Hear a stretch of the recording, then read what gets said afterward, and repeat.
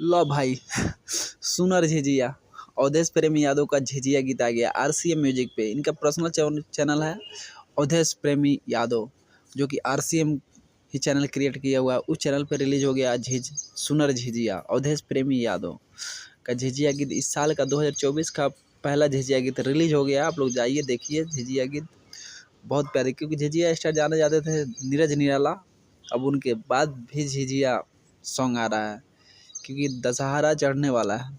आप लोग भर भर के प्यार दीजिए अवधेश प्रेम के, क्योंकि अवधेश प्रेम का जब गाना बजता था भोजपुरी लोकगीत, ऑर्केस्ट्रा कोई ऑर्केस्ट्रा ऐसा नहीं है कि उनका गाना 4-5 ना बजे। आज उनका मार्केट भले ही डाउन चल रहा है लेकिन गाना सुपर डुपर लेकर आए हैं भाई सुनर झिझिया। पूरा इंटरटेनमेंट कर सकते हैं गाना में, देवी गीत है, फुल एंजॉय कीजिए। जाकर जाइए अवधेश प्रेमी ऑफिशियल पे, फुल एंजॉय कीजिए।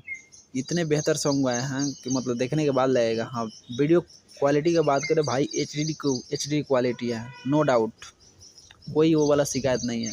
फैमिली के साथ बैठ कर देख सकते हैं क्योंकि भक्ति सॉन्ग कोई वो वाला सीन नहीं है। आप लोग समझदार हैं, देवी गीत में वैसा नहीं रहता है। Thank you so much.